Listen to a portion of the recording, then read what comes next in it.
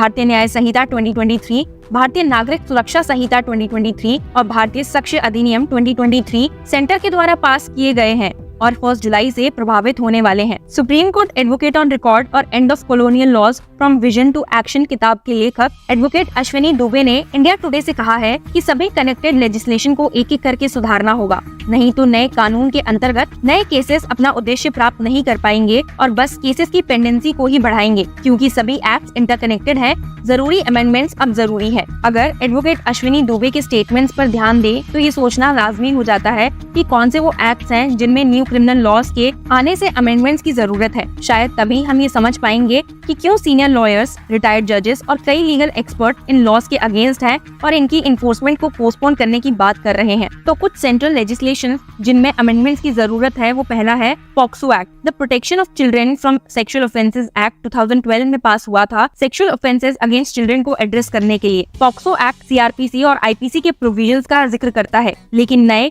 BNSS और BNS punishment provisions को बिल्कुल अलग तरीके से मेंशन करते हैं। इस एक्ट में जरूरी अमेंडमेंट्स करने होंगे ताकि पनिशमेंट प्रोविजंस को एक्सप्लेन किया जा सके। नेशनल लॉ यूनिवर्सिटी लखनऊ के प्रोफेसर के पांडे ने कहा है कि पॉक्सो एक्ट में अमेंडमेंट जरूरी है ताकि 1 जुलाई के बाद फाइल्ड केसेस अननेसेसरी डिले ना हो और कोर्ट प्रोसीडिंग्स रुकी ना रहे। दूसरा सेंट्रल एक्ट है PMLA act, the prevention of money laundering act का मकसद मनी लॉन्ड्रिंग को कॉम्बैट करना है। सेक्शन 11 ऑफ पीएमएलए समन्स और एविडेंस के बारे में डील करता है और आईपीसी के स्पेसिफिक प्रोविजंस का जिक्र करता है, लेकिन नए बीएनएस एक्ट में अलग सेक्शंस हैं। प्रोफेसर पांडे के मुताबिक कुछ प्रोविजंस में डेफिनेशंस में ड्रास्टिक चेंजेस हुए हैं जो ट्रायल्स को प्रभावित करेंगे। इसी तरह पीएमएलए भी इंडियन एविडेंस एक्ट के कुछ स्पेसिफिक प्रोविजंस का रेफरेंस करता है, लेकिन बीएसए में ये प्रोविजंस बिल्कुल अलग तरीके से डिफाइन किए गए हैं। Third is the UAPA act, the unlawful activities prevention act का मकसद अनलॉफुल एक्टिविटीज और एसोसिएशन को रोकना है। Section 8 of UAPA chapter 6 of IPC का रेफरेंस देता है, लेकिन नए बीएनएनएस की चैप्टर 6 बिल्कुल अलग है और बिना स्पेसिफिक अमेंडमेंट्स के इसे प्रभावित रूप से लागू करना मुश्किल होगा। Fourth is the SC/ST act, the schedule caste and the schedule tribes prevention of atrocities act 1989 का मकसद शेड्यूल कास्ट और शेड्यूल ट्राइब्स के विरुद्ध हेट क्राइम्स को रोकना है। इस एक्ट में भी कई आईपीसी प्रोविजंस का जिक्र है, लेकिन नए क्रिमिनल लॉज में ये प्रोविजंस बहुत अलग हैं। आपकी जानकारी के लिए बता दूं कि कुछ स्टेट लेजिस्लेशंस में भी अमेंडमेंट्स की जरूरत है, जैसे कि UP gangster act. Gangsters act कहता है कि एक व्यक्ति को गैंग का मेंबर माना जाएगा अगर वो ऑर्गेनाइज्ड एंटी सोशल एक्टिविटीज में शामिल पाया गया। आईपीसी गैंग्स को स्पेसिफिकली डिफाइन करता है, लेकिन नए क्रिमिनल लॉज में ऐसी कोई डेफिनेशन नहीं है। गुंडा एक्ट की बात करें तो ये प्रिवेंटिव डिटेंशन लॉ को स्टेट को अधिकार देता है कि लोगों को बिना ट्रायल के जेल में रखने का, पब्लिक ऑर्डर को बनाए रखने के लिए। ये एक्ट कई स्टेट्स में प्रिवेलेंट है और आईपीसी प्रोविजंस का रेफरेंस करता है, लेकिन नए क्रिमिनल लॉज इन प्रोविजंस को क्लियरली डिफाइन नहीं करते। एंटी काउ स्लॉटर एक्ट भी एक ऐसा स्टेट लेजिस्लेचर है जो भारत के 28 स्टेट में अलग अलग तरह से काउ स्लॉटर को रेगुलेट करता है, जिनमें प्रोहिबिशन और सेल का भी जिक्र है। ये एक्ट भी स्पेसिफिक प्रोविजंस के लिए आईपीसी और सीआरपीसी का रेफरेंस करता है, लेकिन नए कानून इनका जिक्र नहीं करते। प्रोफेसर पांडे कहते हैं कि जब तक इन एक्ट्स को अमेंड नहीं किया जाता, इन केसेस के ट्रायल्स पूरी तरह से रुके रहेंगे। अब ये बात तो हुई कि कैसे new criminal laws existing cases और लॉज में रुकावट बन सकते हैं। ऐसे ही एक और उलझन इनकी स्मूथ इम्प्लीमेंटेशन और ट्रेनिंग को लेकर भी देखी गई है। जब मीडिया हाउसेज ने ट्रेनर्स, इन्वेस्टिगेटिंग ऑफिसर्स और जुडिशियल ऑफिसर्स से बात की ताकि नए कानून को स्मूथली इम्प्लीमेंट करने के लिए लिए गए स्टेप्स और चैलेंजेस को समझ सके, तो उन्हें पता चला कि ट्रायल कोर्ट में जजेस को स्मूथ ट्रांजिशन इंश्योर करने के लिए देश भर में ट्रेनिंग कोर्सेज कंडक्ट किए जा रहे हैं। जुडिशियल अकेडमीज ने रिटायर्ड हाई कोर्ट जजेस और सीनियर लॉयर्स के नेतृत्व में सभी लेवल के जजेस के लिए डे लॉन्ग सेशंस अंडरटेक किए हैं। रिटायर्ड दिल्ली हाई कोर्ट जज और सुप्रीम कोर्ट की सीनियर एडवोकेट मुक्ता गुप्ता ने इंडिया टुडे को बताया है that transition from old law to new law will obviously take time, but the biggest challenge would be in continuous offences. Example देते हुए justice Gupta ने कहा, अगर एक रेप विक्टिम का पहला इंसिडेंट जून में होता है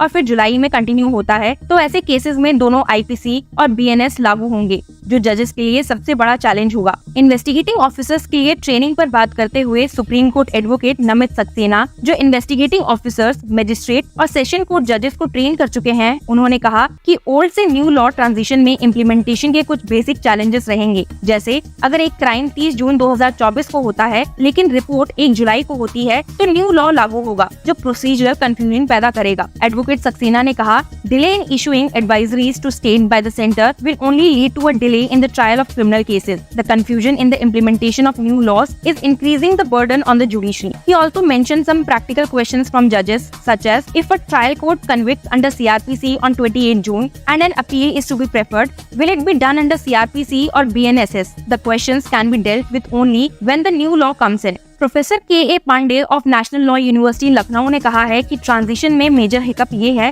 कि पुलिस स्टेशंस में एफआईआर लिखने वाले लोगों को अब तक ट्रेन नहीं किया गया। इनके लिए कोई ट्रेनिंग सेशन शेड्यूल नहीं हुए हैं। पुलिस ऑफिसर्स के लिए कैसे ये कंफ्यूजन है, इस पर बात करते हुए इन्वेस्टिगेटिंग ऑफिसर्स ने कहा है कि 1 जुलाई से नए कानून का इम्प्लीमेंटेशन ऑनगोइंग इन्वेस्टिगेशंस को इम्पैक्ट करेगा। अगर इन्वेस्टिगेशन 30 जून तक कंप्लीट नहीं होता है तो इन्वेस्टिगेशन सेक्शन बदल जाएंगे। चार्जशीट फाइल करने में डिले होगा। एक ट्रेनर ने बताया कि इन्वेस्टिगेशन जानबूझकर डिले की जा रही है क्योंकि आईओस दोबारा काम नहीं करना चाहते। अगर 30 जून से पहले कंप्लीट होता है तो ओल्ड क्रिमिनल लॉज चार्जशीट में ऐड होंगे, लेकिन 1 जुलाई के बाद नए चार्जेस ऐड करने पड़ेंगे। जजेस के पर्सपेक्टिव से अगर देखें तो एक सेशंस कोर्ट जज ने नाम ना बताने की शर्त पर इंडिया टुडे को बताया है कि ओल्ड से न्यू लॉज में ट्रांजिशन चैलेंजिंग और टाइम कंज्यूमिंग हुआ। जो केसेस ट्रायल कोर्ट में अभी 5 साल से चल रहे हैं अब कम से कम 7 साल लेंगे। जुडिशियल ऑफिसर ने बताया कि नए क्रिमिनल लॉज के तहत अगर कोर्ट चार्जशीट का कॉग्निजेंस लेना चाहती है तो एक्यूज को पहले समन और सुना जाएगा, जो प्रोसेस को और टाइम कंज्यूमिंग बना देगा। अब इन चैलेंजेस और न्यू क्रिमिनल लॉज की इम्प्लीमेंटेशन पर स्टेट का क्या रोल है?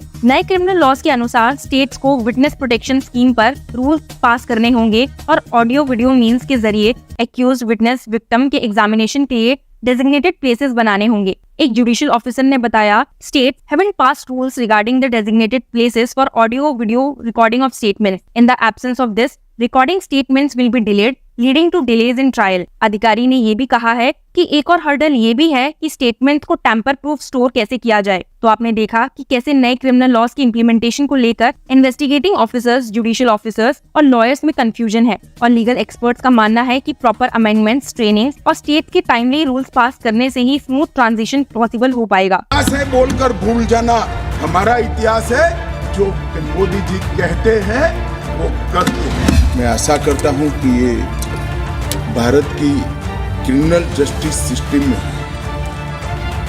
एक नए युग की शुरुआत होगी जो पूर्णतया आपराधिक कानून और आपराधिक प्रक्रिया हमारे कंकरन लिस्ट में है, परंतु कई सालों से आईपीसी 163 साल से, सीआरपीसी 125 साल से और एविडेंस एक्ट 150 साल से जो ब्रिटिश पार्लियामेंट ने बनाए थे वही एक्ट को आज हम उसी एक्ट से आज हम गवर्न हो रहे हैं।